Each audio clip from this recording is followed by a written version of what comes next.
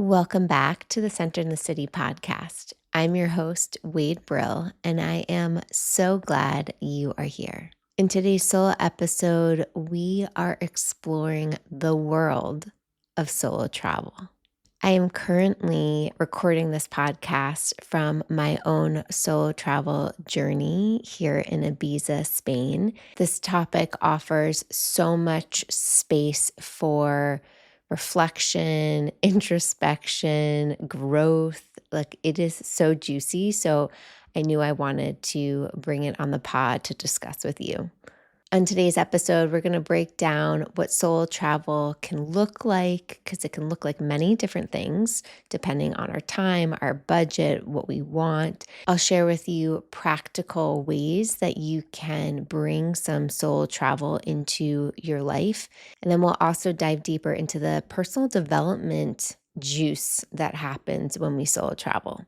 So wherever you and whenever you're listening to this podcast, where you're on a walk, in the kitchen, driving someplace, I welcome you to settle in and let's get centered.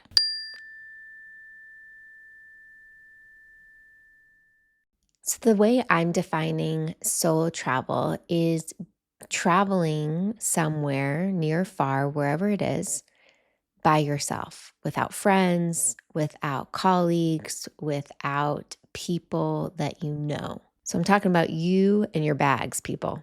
My first real solo travel experience that comes to mind was when I was studying abroad in Buenos Aires, Argentina, and I needed to travel to Bolivia to meet some friends.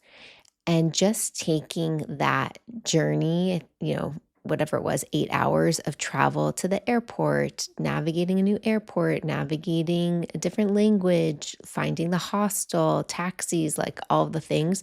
That was my first snapshot into solo travel. Even though I was meeting up with friends, that experience I remember was so eye-opening to me of what I was capable of, to feel independent, to feel like I could figure it out, to feel like I could navigate.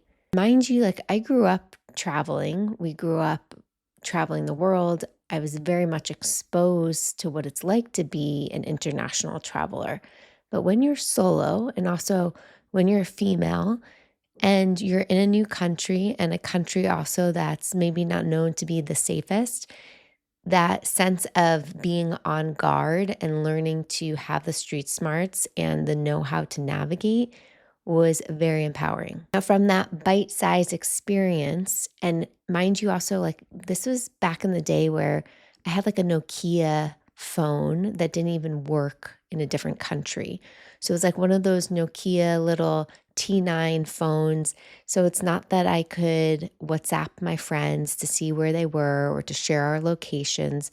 It was like, okay, we're going to meet at this hostel and fingers crossed it all works out.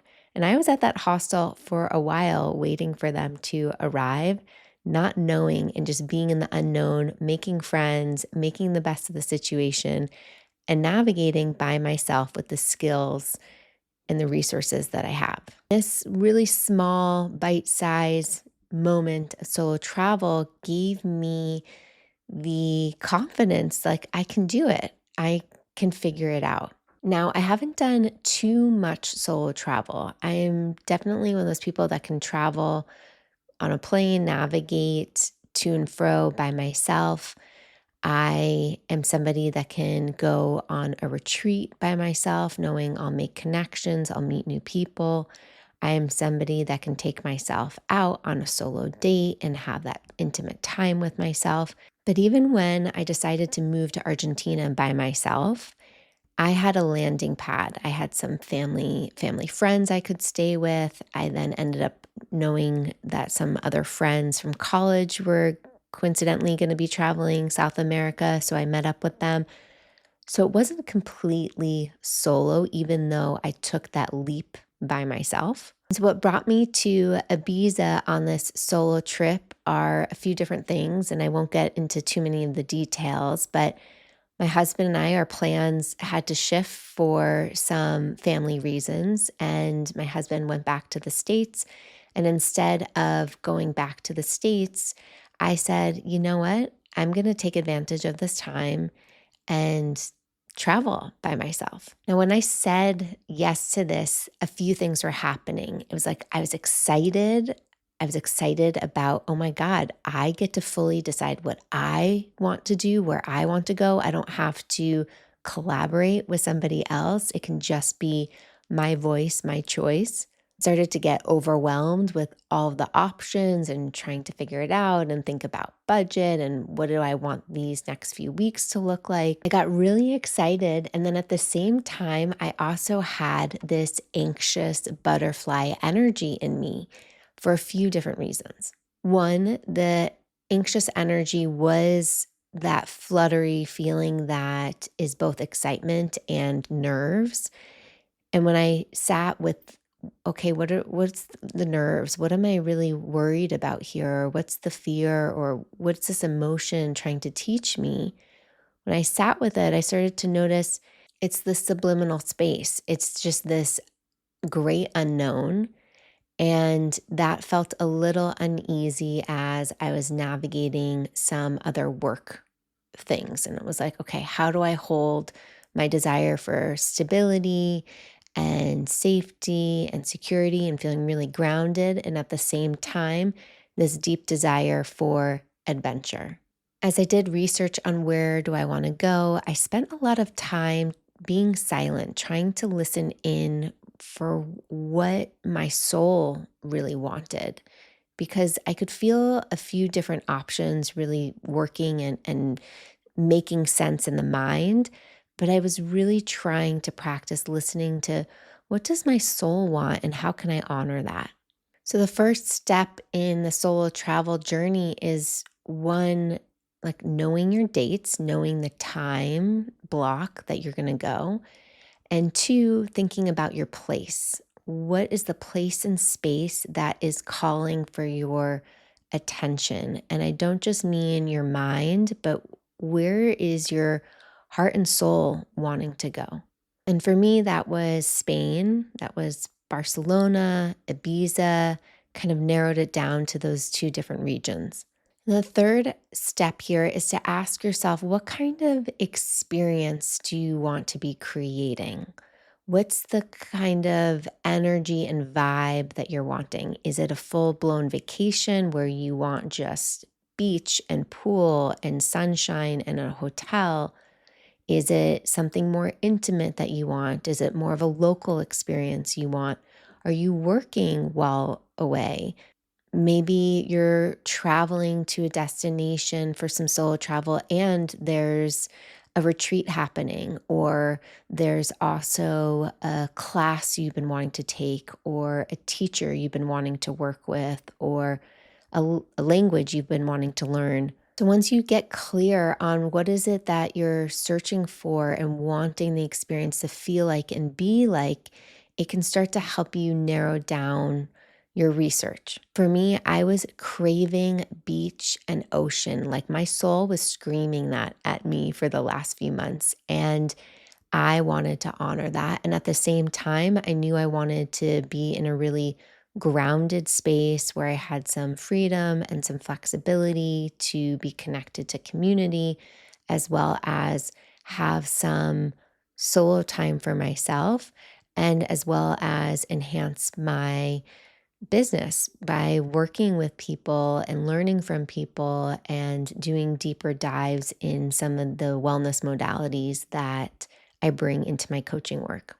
When you say yes to a solo trip, whatever it gets to look like, it is inevitable that the feelings of loneliness come up. And I've talked about this before on the podcast, but there's a difference between feeling isolated, feeling alone, and feeling lonely. And when loneliness seeps in, it is so normal. And in that space is an opportunity to become our best friends. It's an opportunity to remind ourselves that when we are on a solo journey, it does not mean we are alone. It does not mean we are isolated. It means that we have an opportunity to really enjoy our own company and to listen in on how we want to spend our time and energy. This is a really novel thing because think about in your day to day life, whether you have a partner, family, work, like you are constantly being wrapped up in how to spend your time and attention, mostly based on other people. And so solo travel is this mirror to think about, how do you want to spend your time? How do you want to spend your time when nobody else is around, when nobody else is declaring for it? And solo travel gives you this biggest gift of space where you get to listen to your own needs, where you get to take care of yourself. And a lot of us, that feels uncomfortable as women, especially who are naturally caregivers for other people or have those instincts to people please or nurture others. It is a strong impulse to want to do that. And I even noticed from this solo trip how I was like, how can I help my husband from afar? That desire to want to be supportive is real. And that's a beautiful thing. I don't think we need to shame ourselves for it, but it's just a realization of, okay, what does it look like to put that attention and responsibility back on the self? Of how does one on your solo journey want to spend your time? Now, when I said yes to this solo trip, as I mentioned earlier, there were nerves. It was excitement and also that anxious energy. And I used my power intention, my word of the year, which is courage, to support me navigating through, right? To move through the fear, to move through the discomfort with love. I was landing in a new place I'd never been. I am renting a room from people I don't know. I didn't rent a car, just free soloing and letting the wind kind of take me where it needs to. Solo travel can be this beautiful way to build trust with yourself, to allow your instincts, your intuition to guide you to learn along the way. Not everything is going to be perfect, but you get to learn, like, oh, was that a smart decision? Or, oh, what would I do next time? Or how can I learn from this experience to forward my next actions? When you're in a solo adventure, you have solitude that really invites a lot of clarity, creativity, deeper connection to self, healing. When you go on a solo trip, it can be really easy to keep it small. Like, okay, I got myself here. This was stretchy, this was scary, but now I'm going to keep it really small. And I'm just going to stay in my room and watch TV and stay on my computer and stay on my phone and stay very much connected to my life elsewhere. If we do that, we're not really living. So you've got to, when you go on a solo journey, challenge yourself to leave the comfort zone. And you don't have to do it fast, and it doesn't have to be super intense on the nervous system. You can do it slow, but start to get yourself out there. Check out local classes that are going on, whether it be at a yoga studio, a gym, a art class. Are there local cafes nearby that you can work from or engage the community in? One of the biggest gifts of solo travel is that it is pushing your comfort zone, and it is allowing you to open up to a new world of doing, of seeing, of being. And this will not only strengthen your own relationship to yourself, build your own confidence, build your own sense of self and trust in what your internal dialogue and soul is saying to you. But when you go back home, when you go back to your normal habits and routines, you will be changed and you'll start to see life differently. And you can integrate those learnings then into your life. Now, not all of us have the flexibility to do a solo trip, as I mentioned, every month, every year. I welcome you to think about, when will you know that it's time for some solo traveling? Will you have an inner itch? Will you be maybe sparked with a lot of curiosity by this podcast episode. Maybe you've been dreaming this for a while. Have you been writing about it in your journal, talking to a friend about going on an adventure?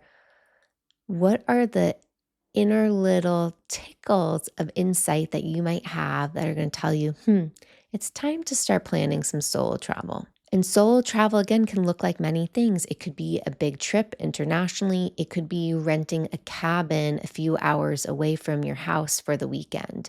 It could be going to a hotel room by yourself for 24 hours to just get some space from your family to relax, reset, connect to yourself. Maybe you want to grab your backpack and it's the season and you want to go into nature for 24 hours a week, a few days to take yourself out on a quest. And if you're even shorter on time and money and energy and all the things, like take yourself out on a date, a day date, while your kids are at school or while your partner's working. Take a mental health day from work, whatever it is, and take yourself out on a date and spend time with yourself. And if you're noticing those tickles of going on a solo trip are present, I welcome you to start talking about it with people. Start to brainstorm places, whether you're a verbal processor and it feels really helpful to talk about it with a friend or grab your journal or start to Google or chat GBT some resources, but start to investigate what's out there. A few months ago, I started to share with people that I was really interested in going to Ibiza for some reason. It was never really on my radar. I mean, it was always there, but I just started to notice, this is kind of calling me.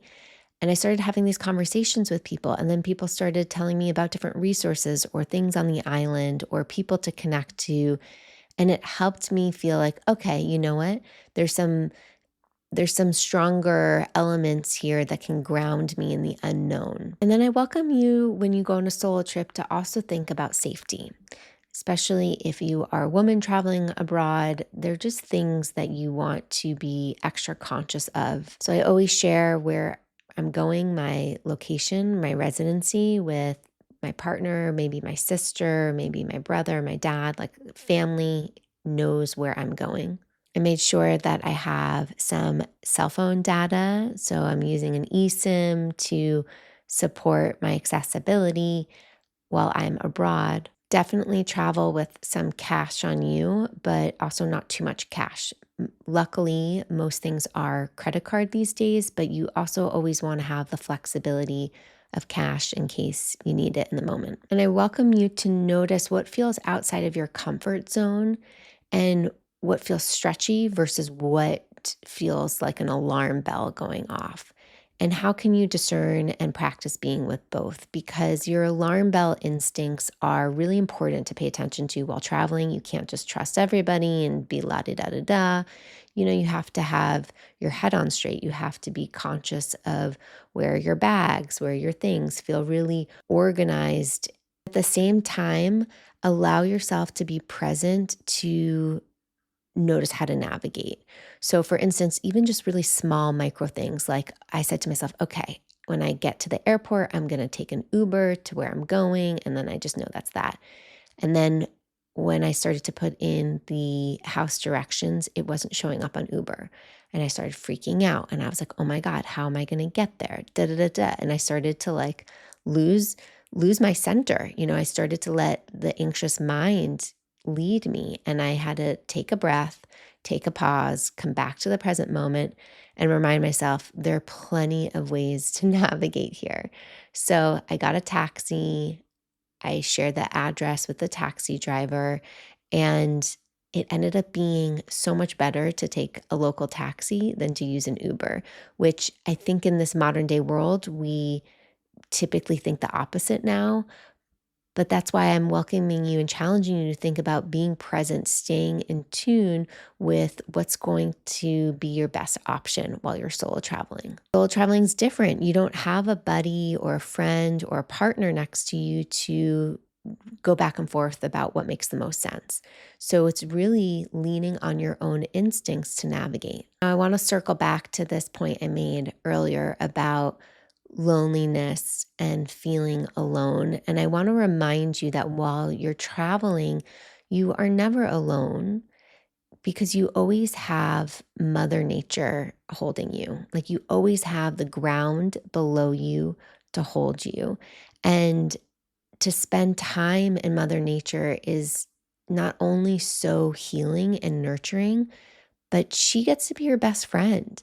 You can just spend countless hours sitting under a tree, looking out at the ocean, staring at the leaves in a tree, taking a walk. When going on silent meditation retreats, I think that's something I always reconnect to is the gift of silence. And that just because I'm not talking to somebody or texting somebody or FaceTiming with somebody doesn't mean that I don't exist. I think we can sometimes be in relationship to one another so much that we let it define who we are. And when we practice solo travel, being in our bodies by ourselves and letting that aloneness be a mirror and letting nature and our environment hold us, we can learn so much. And in order to listen and to learn from this mirror, some of my favorite mindfulness practices that really help me are one, a meditation practice, getting silent, listening in, noticing how I want to spend my time, what feels really good in alignment with myself, trusting that inner voice that comes up and acting with it, and journaling. Sometimes I need a journal to just process what I'm feeling. I take my journal to the beach. I take my journal to a cafe. My journal becomes my best friend as I'm reflecting on life. And then just being silent or observing the people around me is really a beautiful practice. Keeping my heart open for maybe stranger connections or that sense of just taking in, soaking in the environment, those are all really powerful practices. I welcome you to think about this prompt as we bring this episode to a close. But if you got to spend a weekend totally alone, I welcome you to close your eyes in this moment and think about where would I go and what would I hope to reconnect with? So if you could spend a weekend totally alone, where would you go? And what would you hope to reconnect with? And just sit with that for a moment and notice what comes up, what images, what instincts, and asking yourself, why is that important? Why is this important to you?